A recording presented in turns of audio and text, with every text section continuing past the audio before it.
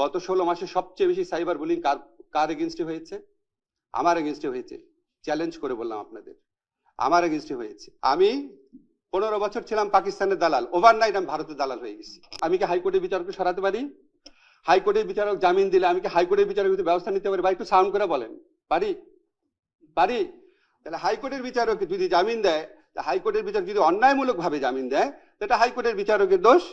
আর হাইকোর্টের বিচারকের নিয়ন্ত্রণকারী হচ্ছে প্রধান বিচারপতি। তাহলে প্রধান বিচারপতি হচ্ছে প্রশ্ন করবেন। আমাদের অন্তত 3-4 জন উপদেষ্টা বিভিন্ন সময় পদত্যাগ করতে চেয়েছে। আমরা যখন প্রত্যাশা করি, আমাদের এই বিপ্লব পরবর্তী সময়ে প্রত্যাশা ম্যানেজমেন্ট একটা বিশাল ব্যাপার হয়ে দাঁড়াইছে। আমি একটা ছোট্ট করে আপনাদের ঘটনা বলি। আজকে যে বাংলাদেশের ফুটবল টিম আছে, এই ফুটবল টিমকে যদি পৃথিবীর শ্রেষ্ঠ দুটা কোচের নাম বলি, ম্যানেজারের নাম বলি, একজন পেপ গার্ডিওলা আর একজন হচ্ছে জেনেদিন জিদান। এখন যেন বাংলাদেশের ফুটবল টিমকে যদি জেনেদিন জিদানের হাতে দিয়ে দেন, 1 বছরের জন্য ট্রেনিং করাবে, জাস্ট বাংলাদেশে সে ট্রেনিং করাবে, অন্য লজিস্টিক কিছু দিবেন না, জাস্ট ট্রেনিং করাবে। বাংলাদেশের ফুটবল টিম কি ওয়ার্ল্ড কাপে মূল পর্বে খেলার যোগ্যতা অর্জন করে ফেলবে? টাইম তো লাগে, ক্রম বিকাশ তো লাগে। তারপর আমাদের সরকারের সাফল্য নিয়ে অনেক সমালোচনা থাকতে পারে, কিন্তু আপনাদের কি কিছু জিনিস কখনো চোখে পড়ে নাই? এই যে এই সরকার এসে ভারতের আধিপত্য থেকে বাংলাদেশকে মুক্ত করেছে, ভারতের যে আগ্রাসী একটা ভূমিকা ছিল সব জায়গায়, সেখান থেকে স্বাধীন কণ্ঠে কথা বলতে পারছে ডক্টর মোহাম্মদ ইউনূসের নেতৃত্বে, এটা আমাদের কোনো অর্জন না? আমাদের যে রিজার্ভ বেড়েছে, আমাদের যে মুদ্রাস্ফীতি নিয়ন্ত্রণ আছে, আমাদের যে ব্যাংকিং খাতে ভগ্ন প্রায় বিধ্বস্ত ব্যাংকিং খাতে শৃঙ্খলা এবং আস্থা ফিরে এসেছে, এগুলি কোনো সাফল্য না? আমাদের যে 20,000-এরও বেশি হয়রানিমূলক মামলা, যেখানে প্রায় 5 লক্ষ আসামি ছিল বিরোধী দলের ভিন্ন মতের মানুষের, সেই মামলা প্রত্যাহার হয়েছে 20,000-এরও বেশি, এগুলি কি কোনো সাফল্য না? তো আপনারা যখন বলেন এই সমালোচনাগুলো তো অনবরত করা হয়, আমরা তো সবসময় উত্তর দিতে পারি না। কিছু ফেসবুকে লিখলেও স্যার মানা করে যে না বলতে যেও না, জাস্ট কাজ করে যাও। আর ব্যক্তি পর্যায়ে আপনারা বললেন, একজন ভাই বললেন সাইবার বুলিং এর বিরুদ্ধে ব্যবস্থা নিচ্ছেন না কেন? আপনারা বলেন তো বুকে হাত দিয়ে, বাংলাদেশে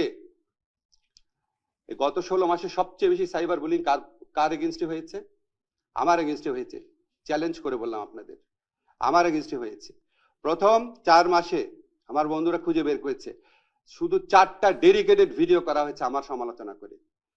আমি 15 বছর ছিলাম পাকিস্তানের দালাল, ওভারনাইট আমি ভারতের দালাল হয়ে গেছি। আমার আমেরিকায় বাড়ি আছে, আমার পরিবার চলে গেছে অলরেডি আমেরিকায়।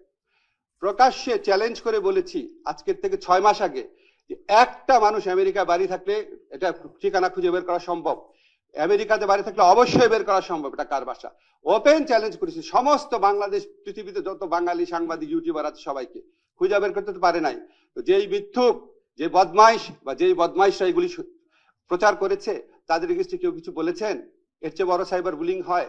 একটা মানুষ যার জীবনে সততা সবচেয়ে বড় অহংকার, তার বিরুদ্ধে এই ধরনের ক্যাম্পেইন করা।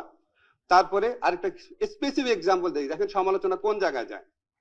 আমার পাশে বাংলাদেশের একজন স্বনামধন্য আইনজীবী আছেন, যদি আমি ভুল করে থাকি আরেকজন স্বনামধন্য আইনজীবী আছেন, ভাই বলেন, আমরা ভুল করে থাকলে বলেন, আপনিও আছেন, আমরা বলেন। বাংলাদেশে যত জামিন হয়েছে জুলাই ঘটনাতে গ্রেফতারকৃত যারা, তাদের মধ্যে কিছু কিছু জামিন অবশ্যই মানুষ পেতে পারে, কিন্তু কিছু কিছু ক্ষেত্রে আওয়ামী লীগের সন্ত্রাসী কর্মকাণ্ড করতে পারে, এই ধরনের লোকটা জামিন পেয়েছে। এই জামিনের 90% হয়েছে হাইকোর্ট থেকে। হাইকোর্টে যে জামিন দেয়, জামিনটা দেয় হাইকোর্টের একজন বিচারক। তো জামিন দেওয়ার ক্ষেত্রে যদি কোনো ভুল থাকে সেটা বিচারকের দোষ। এই বিচারকদের অনেকেই আওয়ামী লীগ ফ্যাসিস্ট আমলে নিয়োগ পাওয়া, তাদেরকে সরানোর দায়িত্ব ছিল প্রধান বিচারপতির অধীনে সুপ্রিম জুডিশিয়াল কাউন্সিলের। এখানে আইন মন্ত্রণালয় কিছু করতে পারে? সারা এখানে কিছু করতে পারে ভাই আইন মন্ত্রণালয়? আমি কি হাইকোর্টের বিচারককে সরাতে পারি?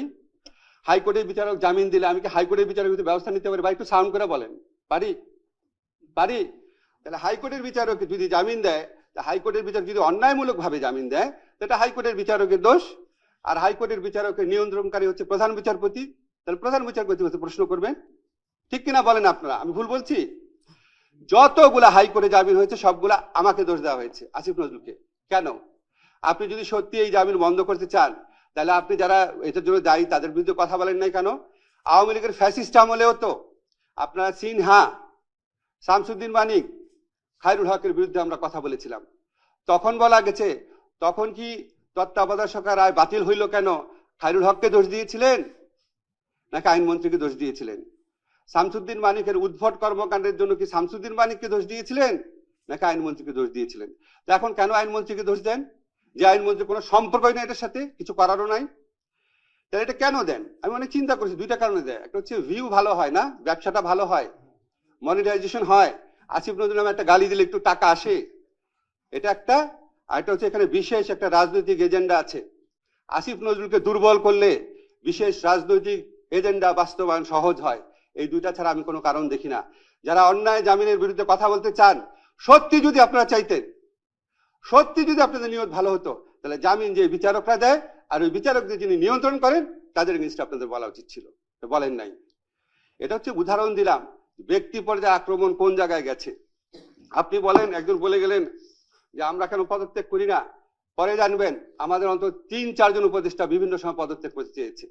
এই অন্যায় আক্রমণ, অন্যায় সমালোচনা, সারাক্ষণ গালাগালি, অশ্লীল অশ্রাব্য গালাগালি, প্রাণ নাচের আশঙ্কা, মানে প্রাণ নাচের হুমকি, অবর্ণনীয় জীবন, এই জীবন কে উপভোগ করে? আমাদের প্রধান উপদেষ্টা বলেছেন এটা একটা টিম, একজন পদত্যাগ হলে আরেকজন মনোবল নষ্ট হবে, আরো দাবি আসবে, আমরা কোনো কাজ করতে পারবো না, কাজ করে যাও। তো কাজ করে যাচ্ছি।